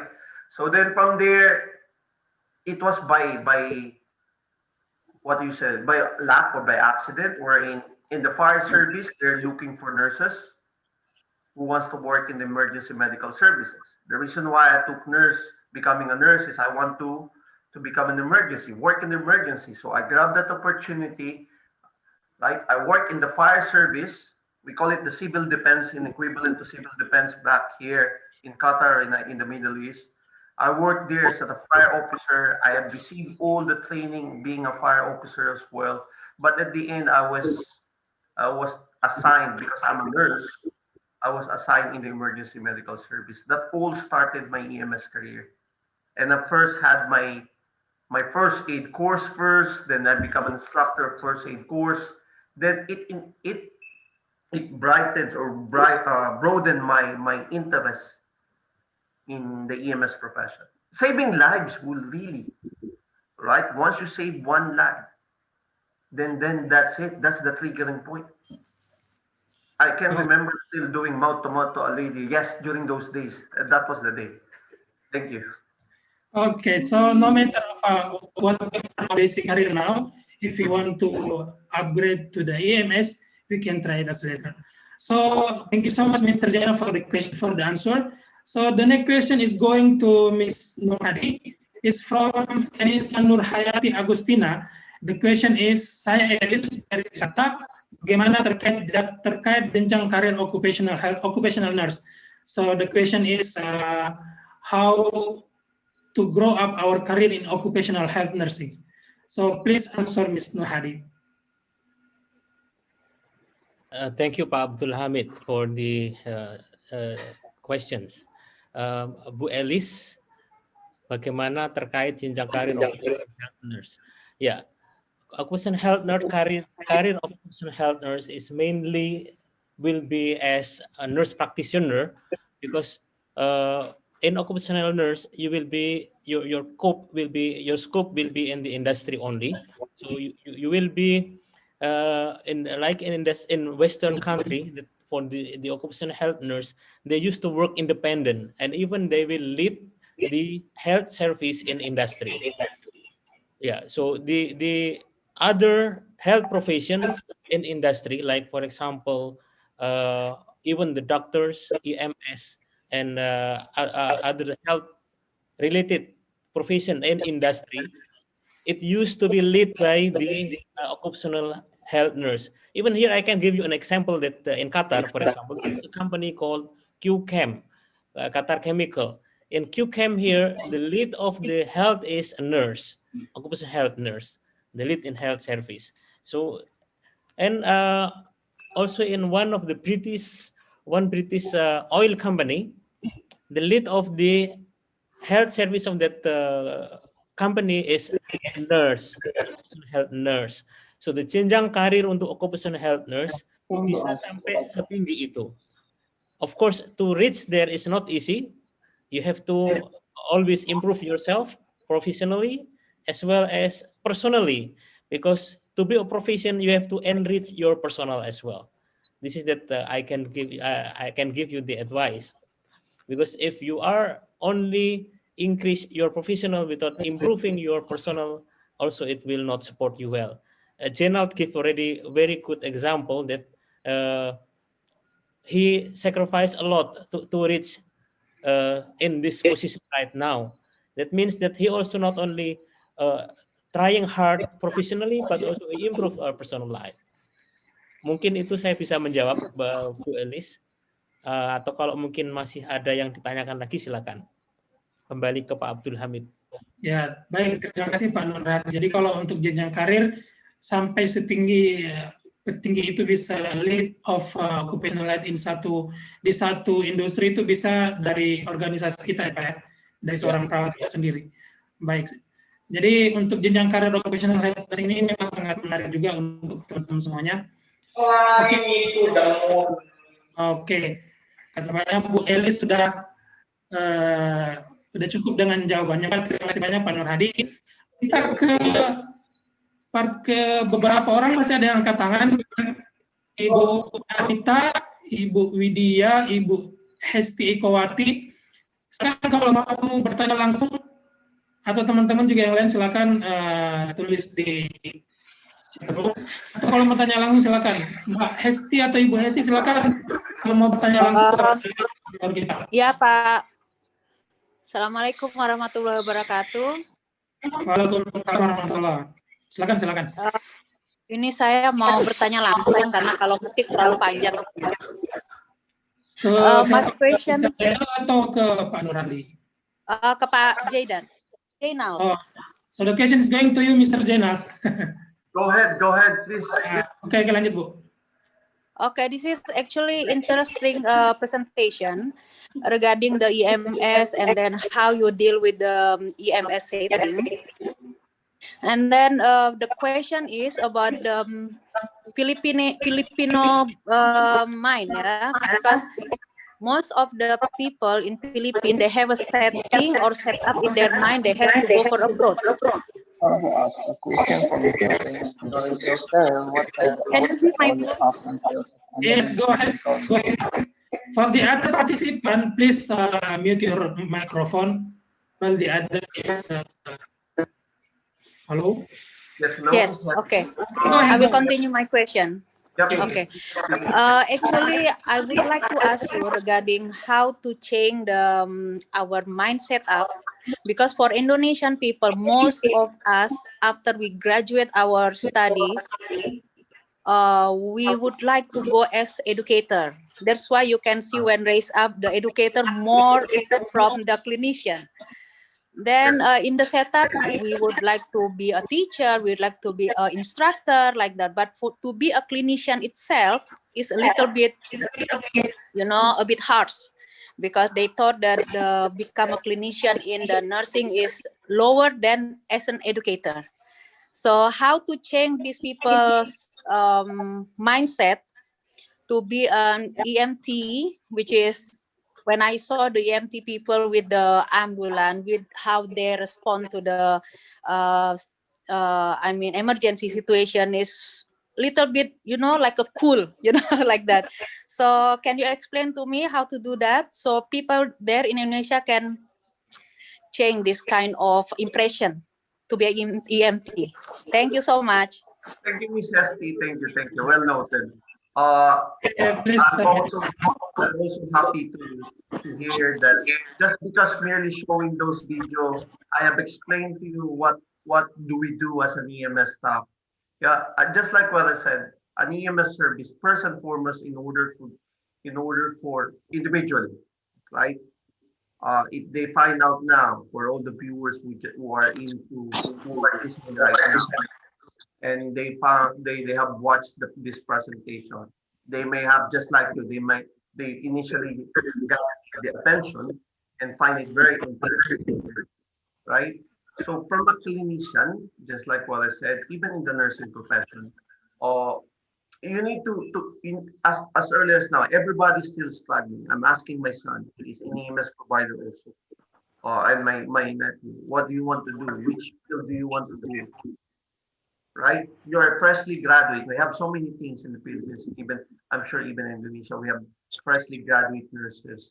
Uh, they are not yet, as of the moment, really sure in which field I will go into, whether I will go to the being a clinician, being an educator, in the research or management. But once again, it all boils down for us two basic things. First, you need to have the education, right? You have the education, and lastly, you need to have an experience first, because it's very difficult to go into education from the beginning or the start of your career. Let me just present to you my personal reason on that. When I have my son who is a paramedic, he wanted to go into the education point of view. He wanted to go to the academic. I told him, preferably, if you want to ask my opinion, I would like you to get the experience first. Why? Because if you're being a clinician, you will have a big picture of what you will be teaching in the future. You will understand more if you have experience or if you have done it, rather than basing from a book and educating and using this one in teaching other people. Teaching has a different skill set. But for me personally, before you will go into those different pathways, unless otherwise you don't have choice, get the education, get the experience first as a clinician. See, if I'm teaching, for example, I'm an educator also. If I will be talking about cardiac arrest, if I have not experienced that one, do you think, what will I teach to my students as an educator? I will just teach them what I have written in the book. You know, that's why my principle in teaching, you do one, you see one, you teach one. Then from there, with that principle, I have guided myself. Well, I can say maybe yes, I'm good. I'm a good educator because I'm able to combine both the qualification, the education, and the clinical experience. So it depends upon which level are you in right now. You are in firstly graduate, you are 5 years in your profession, you are in 10 years in your profession, depends. So if you will ask me, then I will give my personal answer to this. Thank you. I hope I answered your question. Okay, thank you, Mr. General. Ms. Sesi, how's the answer? If you have any question, please. I really agree with that, because what happened is I have also experience like that. Before I being a teacher, I was experienced in Army Hospital, where I have so many experience. From that field, from that situation or experience, I can explain to my student more easy to be catch. Example, I have patient with a fracture. I show them how is the X-ray, how is the treatment, and then the management. It's more clear and it's really easy for them to digest, you know. Okay, thank you so much for the explanation, Mr. Jainal. I'm sure in the future probably we'd like to have your talk again. Thank you, everyone. Thank you. Okay, thank you so much, Ms. Esti Ekawati. Okay, the next question will be from the participant who raised their hand. There is Miss Nisa Andriani Putri. Can you hear my voice, Miss Nisa? Because you raised your hand. Miss Nisa. Okay, next, Miss Widayati. Because you raised your hand too. Okay, next, Miss Davita Aprilia Pratiwi, because you raised your hand too. Okay, let's go to the chat room. There are two new questions in chat room. For Miss, I think this for Mr. Jainal too. Hello, I'm Friando from Silium Hospital, Purwakarta. I want to ask a question for Mr. Jainal during your career. What are the obstacles you often feel as an emergency medical nurse? Thank you so much. Okay, thank you very much. From Mr. Ilya, right? I just want to ask two things, whether it's a personal obstacle or professional obstacles, because there are so many obstacles in life, whether it's your professional, because personal obstacles also contributes to your success in your profession, and professional obstacles. Let me just give you a good sample.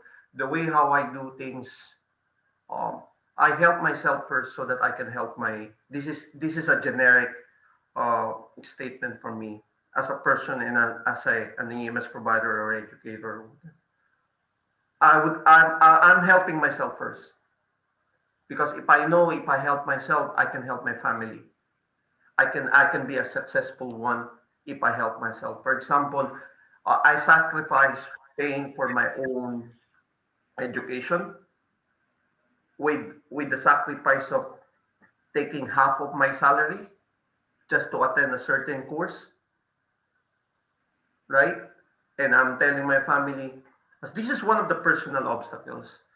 You have your financial, you have your family, but at the end, the message that I would like to tell here, you help yourself first.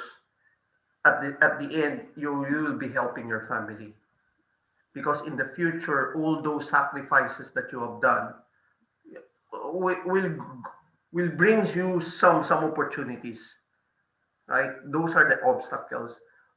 Payment, for example, in the career, still right now, in your career, in your personal career in emergency medical services or any medical service or emergency care, is also you have your career opportunity, right? Wherein you have your sacrifices, you have your failures, you have your. That's why I was telling to one of our colleagues, some of our colleagues, it's resiliency. It is important that you encounter those failures, but the important is how you stand up and bounce back. So those are the obstacles. It's very broad, Miss Nelia, because I can, if you will be asking me in particular, but I just mentioned to you one obstacle in the personal perspective, and in the profession itself. There are so many simple. There are so many staff or personnel as well who was into the emergency medical service, but the question is, how can you be stand out? Because there are some people, there are some EMS staff who are contented on what they have learned or what they know. For example, in the company, are you willing to pay by your own money just to go to another course, or you just wait for the company to provide you the training? I have done that several times, even on my own expense, even in my own money. So again, it's more on sacrifices, helping yourself, and connecting the dots, just like what I said. You need to set a higher goals. But in terms of obstacles, there are so many obstacles Thank you very much. Okay, thank you so much. I think the answer is really clear. So there is one special question for Miss Nurhadi. Nurhadi, can you hear my voice? Yep. Yeah, this is the question actually from my Indian nurse, my friend. He's actually watching in YouTube channel, and he texted me in WhatsApp. Is really interesting about the occupational health, which is he's now is working with me in rehabilitation center in Medina, Saudi Arabia. So the question is, as now we have already the bachelor on diploma in nursing, and how we start it to go to the occupational health, which means what's the first step we have to do if we want to go to the occupational health. This is the question from my Indian friend, which is watching now in YouTube. The question is how we start our career in occupational health. What to do the first step? Please answer, Mr. Nurhadi. Thank you, Pak Abdul Hamid. Yeah, there are two ways how to gain or to get or to go to occupational health pathways. First, you can continue study to take the occupational health or safety, occupational health and safety for subject. For example, there are so many universities which offer even online or even offer the on-site, on campus study for this occupational health and safety subject, majoring occupational health and safety. So this is the first pathway, continue study from the academic pathway. And you can also, if now you are working in hospital setting, try to shift to the industry setting, because there are so many vacancies that will be offered by the industry, which with the shifting to the occupational or to the industry setting, you will gain on-site experience, which is the on-site experience also will be valued, will be marked as the requirement for the certification of occupational health nurse, being occupational health nurse. So there are two ways which you can follow. First, you can follow academically, and second, you can do through job training or on-site training. This is that I can suggest on this issue. Okay, thank you so much. Terima kasih, Pak Nurhadi. I hope my friend Farid, he can hear your answer, and then he can start his career also to be occupational health nursing. Yeah. So thank you so much, Mr. I can add one more, Pak Abdul Hamid. Instead of doing one of the trade, you can do both. You can do simultaneously, academically as well as on-site experience. It will enrich your more than the only one-side way. Okay, thank you so much. Okay, thank you so much, Mr. Hadi, for the answer. Okay, now we are going to the chat room. There is another question from the name is Galaxy M20. I don't know the full name or the name of the participant. Okay, the question is, I would like to ask how if there is accident in the street, an example, I am a nurse and that time I am there. Can I help for the first aid or just wait for the EMS camp? As in Saudi Arabia, the rule, if there is accident, there will be police and EMS, and we help. And if we help, maybe anything happen, mistake will blame, and maybe medication will be. So this is the simple ask. Maybe he asked to Mr. Jaina. I think the question is enough for Mr. Jaina. Yeah, thank you very much. Thank you. I just don't know who asked that question. It just shows. Yeah, because that is Galaxy M20. Answer that one. First and the topic is all about, we call it Good Samaritan law, where in some states or some countries they're allowing this is way back where the EMS started. They're allowing the people to help, right? But in the Middle East in particular, I just want to say, I believe I've worked in the Middle East, like in Dubai and here in Qatar, most likely the same in Saudi Arabia. We do not have any such thing as Good Samaritan law, wherein you are allowed to help people, right? For in good faith or Good Samaritan, that's why they call it. because there are professionals who can do that one. What will I suggest to you if you find an emergency? This is addressed to everybody from all, especially the one working in the Middle East. The first thing that you need to do is you call the emergency number. If you want to help, you call the emergency number. 999, 911. You have a help there, you call the emergency number. Because I'll tell you, the emergency dispatchers, if you introduce yourself, for example, my name is Jay, I know something about first aider, you can help me, can I help? If the dispatcher will tell you, it will give you the go signal. Okay, what you can do is, the first step you have done it, you called for help. Then you give the information to the dispatcher. Then ask the dispatcher, introduce yourself, so that you have some justification to when the police will come. Otherwise, the police will catch you, because there's no such thing as Good Samaritan law. Because there are some professionals who are capable of doing it. You can be held liable if the patient died because you touch it. I'm not inciting fear onto you, but that's reality. That's why the first help, the most important help that you can do, is you call the emergency hotline number and ask for guidance. I know you're a nurse, but it depends. But if you are working in other parts of the world, but in the Middle East, just be careful, because we have a system in place. They have a law regarding this. Thank you. Okay, thank you so much. How about in Philippines, sir? Because in Indonesia, if there is some like accident, actually, if we call the EMS, not all province or all the cities provide the good EMS. So I think if in Indonesia, if we get an accident like that and we are a nurse there, I think it's more better if we help the person who accident. And how about in Philippines? Yeah. Similarly, back in our countries, when I say in our countries, wherein we have limited system, really, the EMS system is not yet that totally emerging or recognized. No budget. But at the end of the day, if you're a healthcare providers or a professional who knows something, you don't have choice. You can help. You first thing, introduce yourself. I'm a nurse. Can I help? I know something about first aid, because there's no law restricting you from doing that one. However, if I may say, however, for those non-medical professionals, what we can do right now, even though we don't have the EMS system, although we have a limited EMS system in our respective countries, educating the public is the answer to that.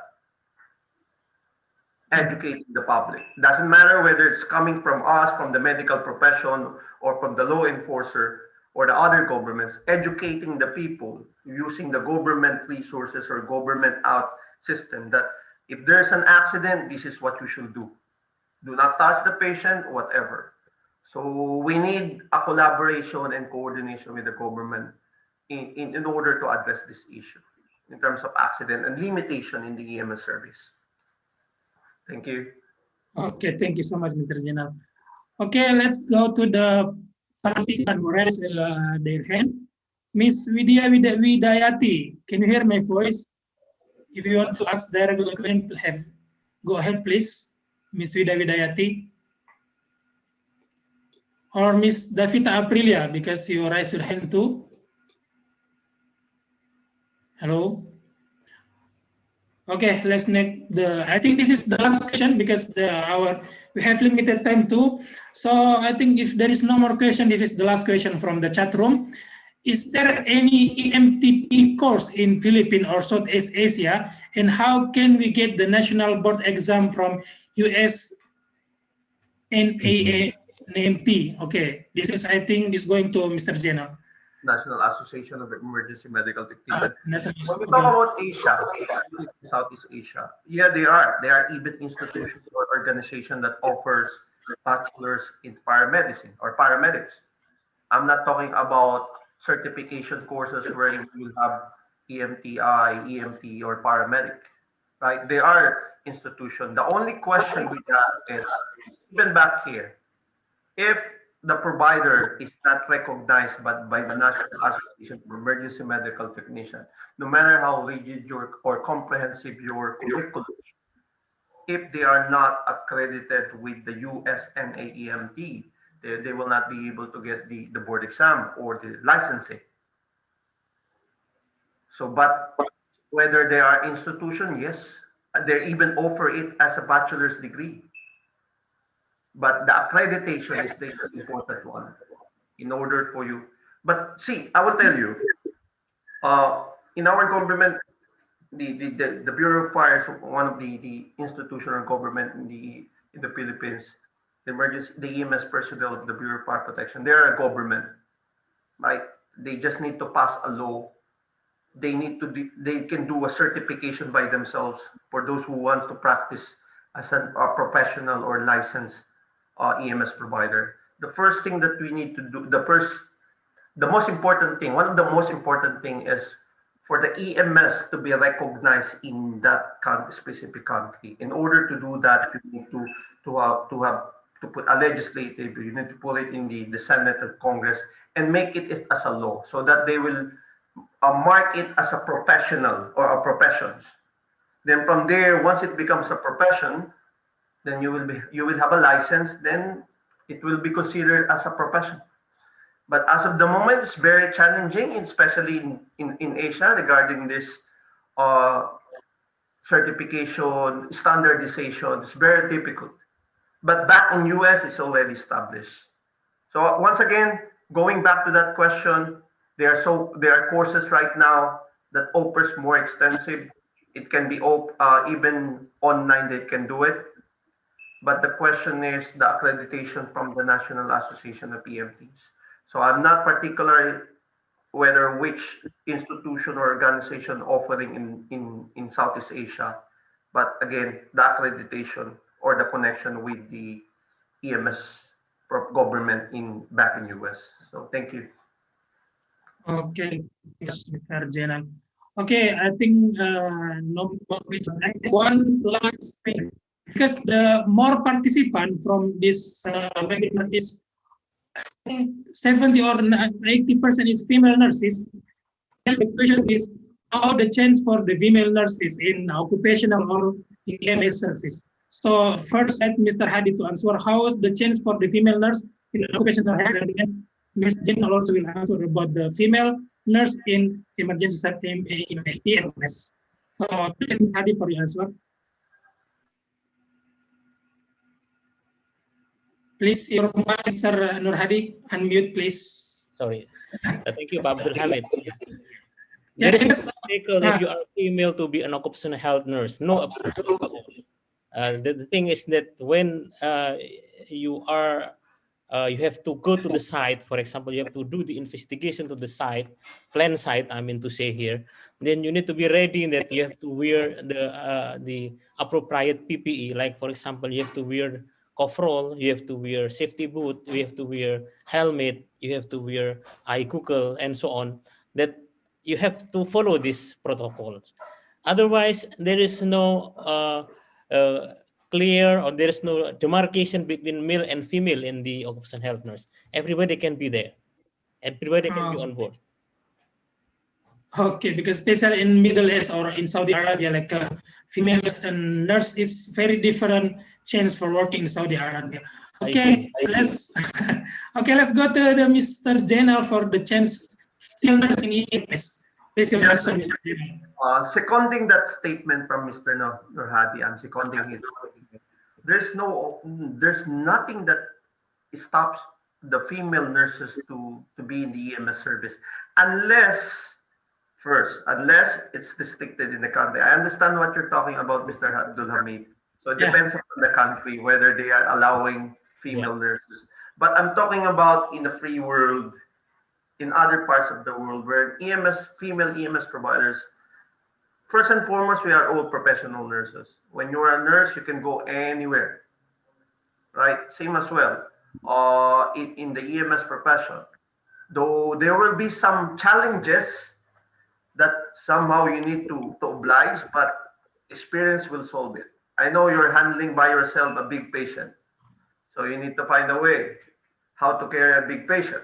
No, this is a typical scenario because we have other colleagues who are small. I mean, with my respect to them, small EMS. I used to have a colleague who is 411. Remember, 411, he is an EMS provider. If he's carrying the stretcher, he's carrying it like this from the top. But because of his experience, he knows what to do in the field. Why would I help why would I why would I carry all the burden? I have EMS, other stuff that could help me. So similarly, in nursing profession, same thing. So when you go there, you will find the way, the techniques, but there no limitation except if the country does not allow it. Thank you. Okay, thank you so much. I think that's the last question. Thank you so much for Mr. Jenal and Mr. Nurhadi for all your answer. I think we have, if we can upgrade our knowledge about AMS and PPNI. So for the next step, I will give to Mr. David for the takeover. Please, Mr. David, to take over the Zoominar. Thank you so much. Thank you, Pak Abdul Hamid, which already really appreciate your lead during the question and answer sessions. Very interactive and very informative. Now, we are in the end of the webinar. Just to conclude from our two speakers between OHN and EMS, actually there is really very linked and similar career in this field. If we can see the term of the MC and CM. MC means manage the case. Manage the case will be handled by EMS team. Once they already managed by EMS, the continued follow-up will come to OHN. It means case management. So MC and CM. Manage the case by EMS and case management by OHN. There is some really, everyone can have the chance or opportunity in these two fields. Just to remind you, whoever still in the study or in the university, in the college, or even we are already in our field, just to fulfill our skills, knowledge in both sides, in the end you have the choice. Either you will continue in the EMS side or in the OHN. On behalf of the Indonesian Nurses Association in the Middle East chapters, again, we really thank you to Pak Nurhadi and to Mr. Jenard for your really excellent and valuable sharing sessions in this presentation, today webinar, and also to all of our colleagues who join in the Zoom as well as who monitor in the live YouTube. We appreciate you are being here, joining in our today webinar. Every career has difficulty for sure, but however, success usually comes to those who are too busy to be looking for it. In other terms, manjada wajada, siapa yang sungguh-sungguh, insya Allah mereka akan dapat. And for everyone who joined here, I would like to share for the last slide.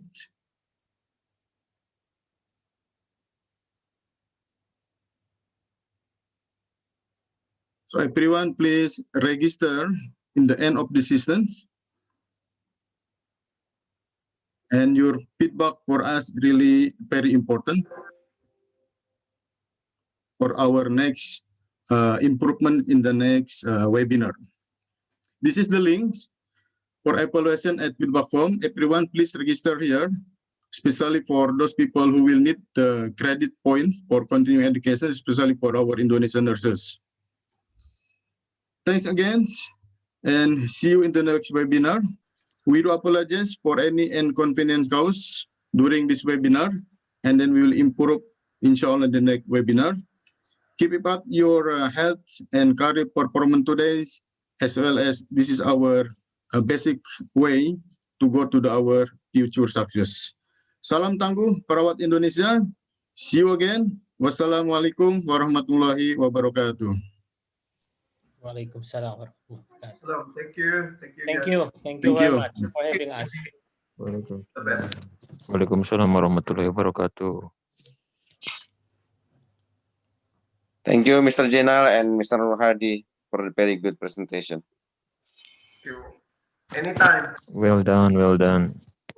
for the community anytime.